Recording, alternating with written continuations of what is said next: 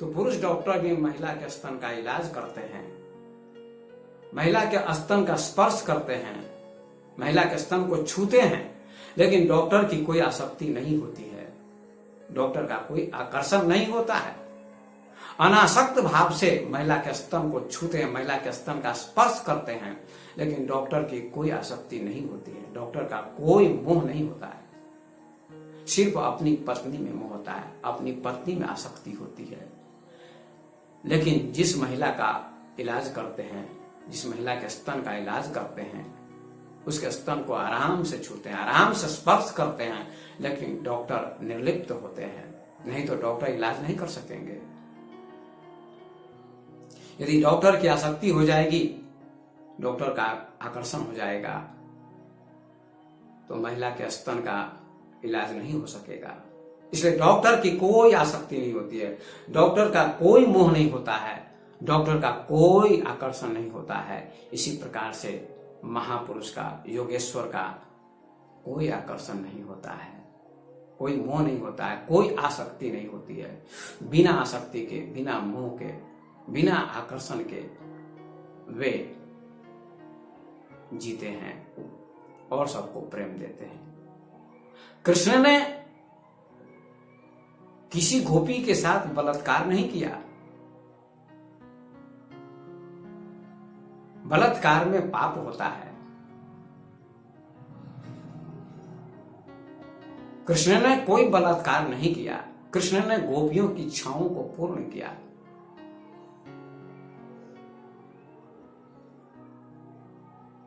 इसलिए कृष्ण गोपियों के बीच में रहते हुए भी निर्लिप्त थे, अनासक्त थे। इस बात को राधा जी जानती थीं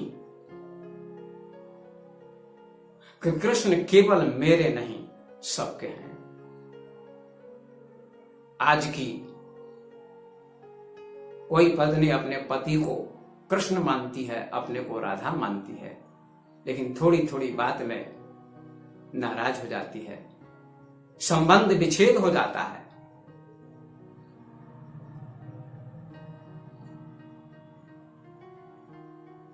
प्रेम पर मालकियत नहीं होती है, प्रेम पर कब्जा नहीं होता है, प्रेम स्वतंत्र होता है। प्रेम स्वतंत्रता देता है, लेकिन पति पत्नी एक दूसरे को परतंत्र बनाते हैं, गुलाम बनाते हैं। पत्नी पति पर कब्जा करना चाहती है, पति पत्नी को गुलाम बनाता है। ये प्रेम नहीं है, ये स्वतंत्रता है, ये गुलामी है।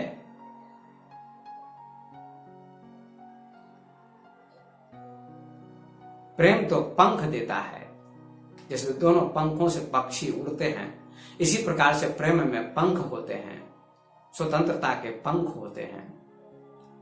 प्रेम ही एकमात्र स्वतंत्र है और वही स्वतंत्रता देता है। जैसे हमारा देश परतंत्र था, गुलाम था, पराधीन था,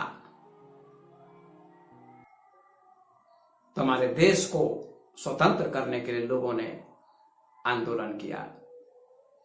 स्वतंत्रता की जरूरत सबको है और हमारा देश स्वतंत्र हो गया 1947 में। 15 अगस्त 1947 को हमारा देश स्वतंत्र हो गया।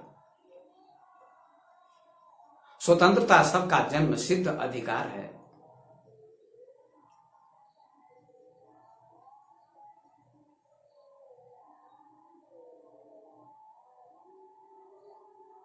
इसलिए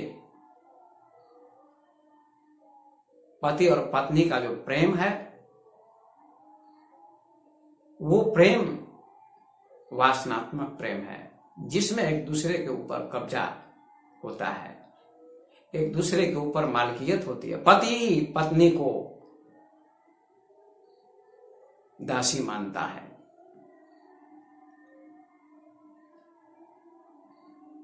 पत्नी पति को स्वामी मानती है। यह हमारे देश की संस्कृति है, हमारे देश की सभ्यता है। हमारी संस्कृति कहती है कि पति स्वामी है, पत्नी दासी है। लेकिन ये बात गलत है।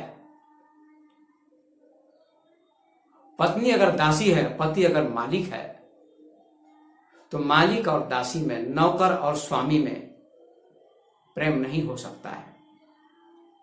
पति और पत्नी दोनों को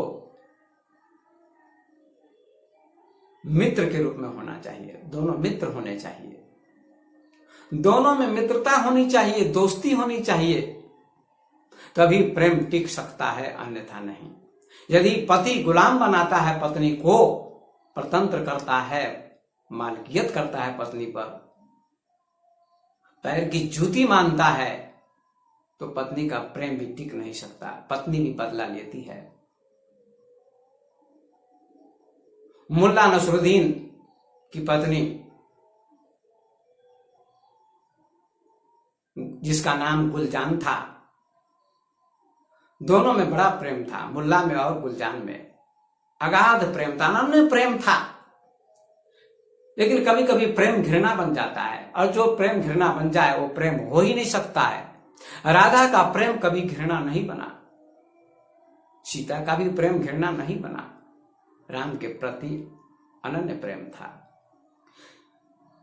पार्वती का भी प्रेम अनन्य था शिव के प्रति, उनका प्रेम कभी टूटा नहीं।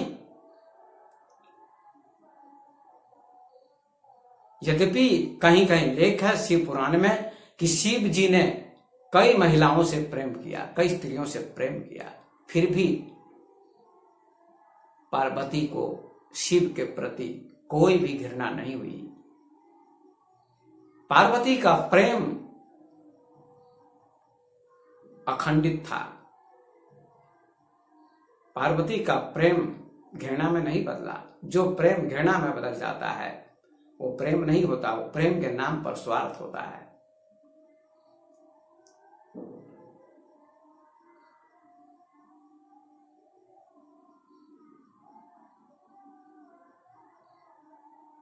भरत का प्रेम कभी बदला नहीं राम के प्रति, अनन्य प्रेम था भरत का। भरत ने कभी राज्य को स्वीकार नहीं किया। राम ने तो 14 वर्षों के पश्चात राज्य को स्वीकार किया, लेकिन भरत ने राज्य को कभी स्वीकार नहीं किया। यह भरत का प्रेम था राम के प्रति, जो कभी बदला नहीं, एक जैसा रहा, एक समान बना रहा।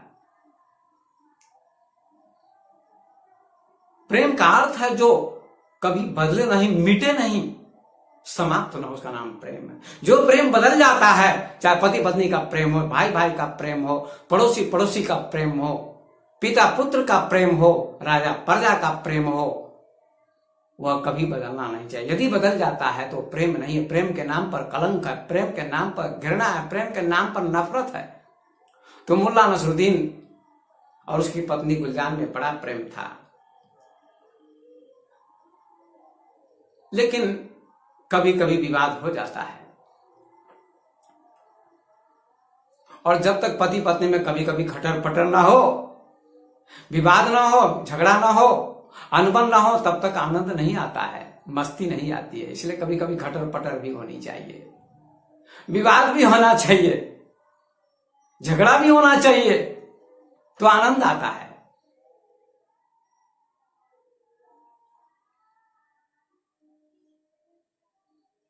तो एक दिन मुल्ला नसरुद्दीन और गुलजान में बड़ा विवाद हो गया, बड़ा झगड़ा हो गया। भक्तों, कभी कभी ऐसा विवाद हो जाता है, ऐसा झगड़ा हो जाता है, पति पत्नी को बहुत पीटता है, बड़ी पिटाई करता है।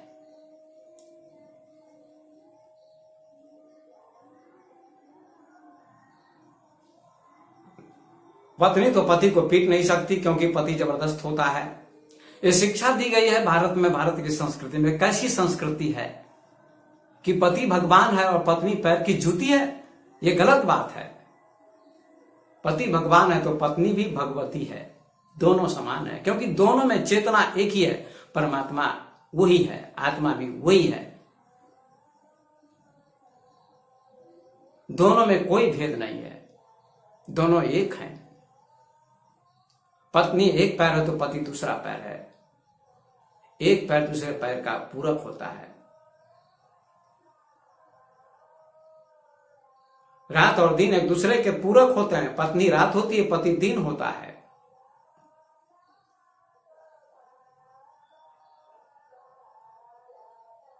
लेकिन कोई कोई पत्नी जबरदस्त होती है तो पति से भी लड़ जाती है। मुल्ला नसरुद्दीन ने पत्नी को पीटा, गुलजान की पिटाई की।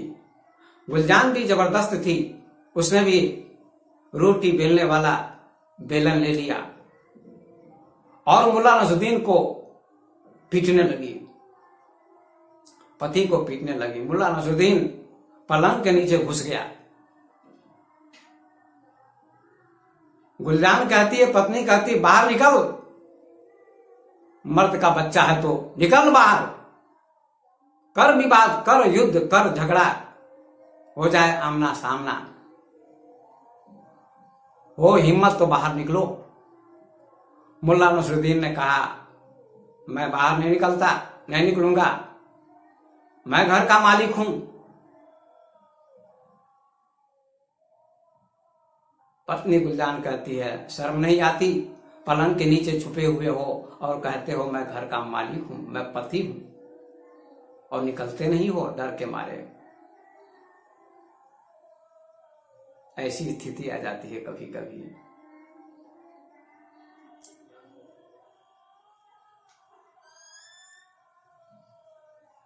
इसलिए राधा का प्रेम असीमित था, अलौकिक था, विराट था। यदि राधा और सीता के प्रेम की तुलना की जाए तो मेरी दृष्टि में, मेरी समझ से सीता जी से भी राधा का प्रेम ऊंचा था, श्रेष्ठ था। सीता के प्रेम से भी राधा का प्रेम श्रेष्ठ था, महान था, ऊंचा था।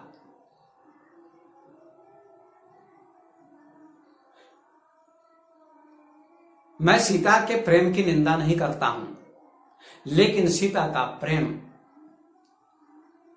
एक निष्ठ प्रेम था, सतीत्व का प्रेम था। सीता एक सती नारी थी और सती नारी का प्रेम सीमित होता है, मर्यादा में होता है, उसकी मर्यादा होती है, उसकी सीमा होती है। लेकिन राधा सती नहीं थी, राधा समष्टि थी। राधा का प्रेम समष्टि था, उसके प्रेम की कोई सीमा नहीं थी, उसके प्रेम की कोई मर्यादा नहीं थी। मर्यादा का अर्थ होता मरी हुई अदा, मरी हुई भूमिका, मृत भूमिका, मृत प्रेम का नाम मर्यादा है। राधा का प्रेम जीवंत था।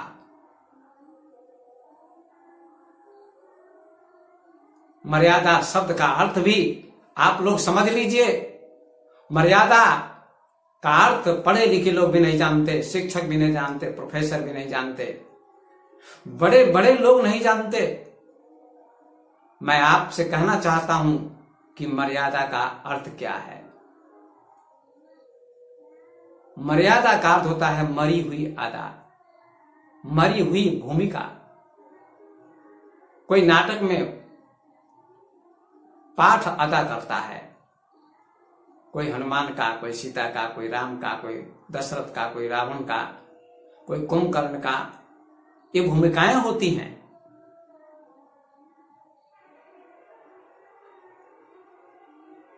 ये जीवन भी एक रंगमंच है जहां भूमिकाएं अदा की जाती हैं। ये जीवन कोई मृत नहीं है, जीवन जीवंत है। प्रेम भी जीवंत होता है। तो सीता का प्रेम, राम का प्रेम मर्यादित था। राम के प्रेम की मर्यादा थी, सीता के प्रेम की मर्यादा थी। सीता का प्रेम राम के प्रति, राम का प्रेम सीता के प्रति, क्योंकि सीता राम को पति मानती थी, राम सीता को पत्नी मानते थे। एक दूसरे का विवाह हुआ था, पति पत्नी का प्रेम था। और पति पत्नी का प्रेम सीमित प्रेम होता है, लेकिन राधा जी का प्रेम सीमित नहीं था, क्योंकि राधा जी कृष्ण को पति नहीं मानती थी। राधा जी कृष्ण को प्रेमी मानती थी और कृष्ण राधा को प्रेमिका मानते थे। ये अलौकिक प्रेम था। इसलिए राधा का प्रेम इस मामले में सीता से श्रेष्ठ है, महान है, आगे है। यह जानकर आपको आश्चर्य होगा कि राधा के प्रेम के सामने सबका प्रेम सामान्य है, साधारण है। इसीलिए किसी ने कहा है कि राधा तू बड़ भागनी, कौन तपस्या कीन, तीन लोक के ठाकुर सो तेरे अधीन। राधा जी के अधीन कृष्ण थे। राधा कृष्ण में समा गई थी। कृष्ण राधा मय हो गए थे।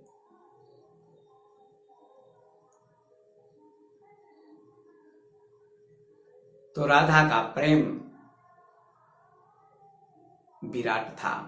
राधा का प्रेम समष्टि था। समष्टि का अर्थ होता है सार्वभौमिक, सार्वकालिक, सार्वदेशिक।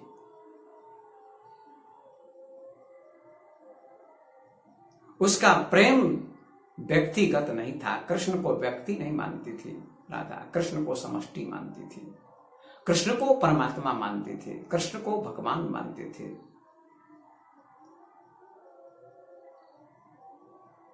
इस प्रसंग को सुनकर कुछ लोगों के मन में खलबली मच सकती है, कुछ लोगों के मन में प्रश्न बन सकते हैं। तो हमसे आप प्रश्न कर सकते हैं। मैं आपके प्रश्नों का उत्तर देने का प्रयास करूंगा कि सीता का प्रेम और राधा का प्रेम, दोनों के प्रेम में क्या अंतर है, क्या समानता है। प्रेम तो प्रेम होता है। एक दीपक का प्रकाश और दूसरे दीपक का प्रकाश, दोनों प्रकाश ही देते हैं। सीता का प्रेम भी प्रेम था, राधा का भी प्रेम था, लेकिन दोनों के प्रेम में अंतर इतना ही है कि राधा का प्रेम सार्वभौमिक था, विराट था। सीता का प्रेम पति के प्रति था। पतिव्रता थी सीता, लेकिन राधा पतिव्रता नहीं। पतिव्रता से भी ऊंचा स्थान राधा का है।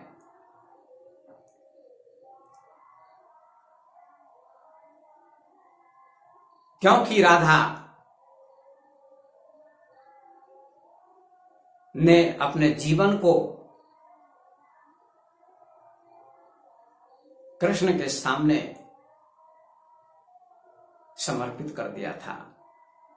राधा ने अपने को मिटा दिया था।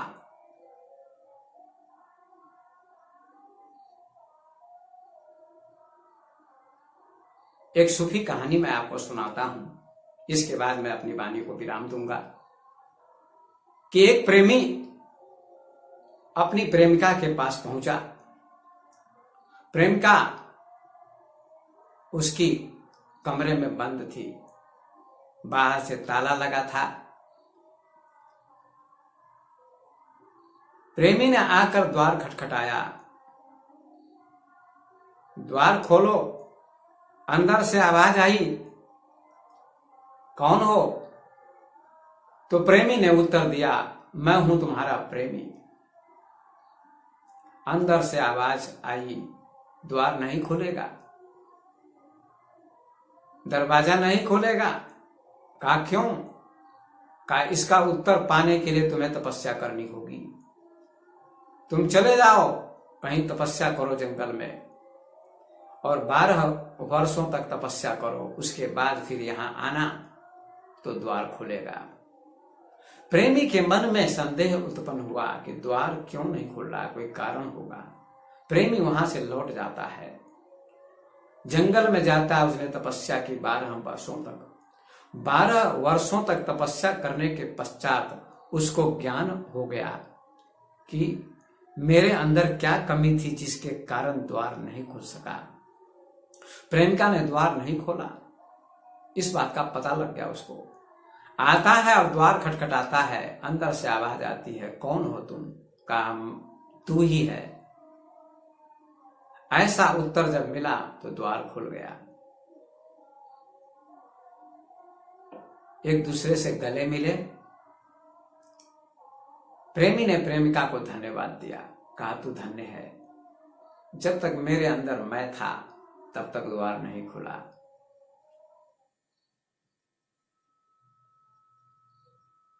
जब मैं था तब हरि नहीं, अब हरि है मैं नाही। प्रेम गली अति सांकड़ी, ता में दो न समाही। प्रेम एक सांकड़ी गली के समान होता है जिसमें दो नहीं समा सकते। प्रेमी और प्रेम का दोनों एक हो जाते हैं, उसी का नाम प्रेम है। तो राधा जी का प्रेम भी ऐसा ही था। राधा जी ने संपूर्ण जीवन समर्पित कर दिया था कृष्ण के लिए। गोपियों ने भी अपना संपूर्ण जीवन समर्पित कर दिया था कृष्ण के लिए। और राधा जी तीनों लोक में प्रेम के क्षेत्र में श्रेष्ठ मानी जाती हैं, क्योंकि राधा जी का पूरा शरीर कृष्ण के लिए था। तन भी कृष्ण का, मन भी कृष्ण का, वाणी भी कृष्ण की, सारा जीवन कृष्ण का है, मेरा कुछ भी नहीं। इसका नाम प्रेम है। गोपियों ने भी अपना पूरा जीवन समर्पित कर दिया था। गोपियों को भी राधा जी से कोई ईर्ष्या नहीं थी और राधा जी को भी गोपियों से ईर्ष्या नहीं थी। कृष्ण सबसे प्रेम करते थे, सबसे गले मिलते थे, सबका हाथ अपने हाथ में लेकर नाचते थे, नृत्य करते थे, सबको प्रेम देते थे। इतना गहरा प्रेम दुनिया में खोजना मुश्किल है। जैसा प्रेम राधा का था, राधा का प्रेम सागर से भी गहरा था, आकाश से भी ऊंचा था, ऐसा राधा का प्रेम था। क्योंकि राधा ने गोपियों को भी अपने में समा लिया था, क्योंकि गोपियां सब कृष्ण को प्रेम करती थीं, कृष्ण भी गोपियों से प्रेम करते थे, सारी गोपियों को गले लगाते थे। इस बात को राधा जी जानती थी, फिर भी राधा जी को कोई ईर्ष्या नहीं थी, कोई डाह नहीं थी, कोई जलन नहीं थी, कोई प्रतिस्पर्धा नहीं थी, कोई प्रतिद्वंद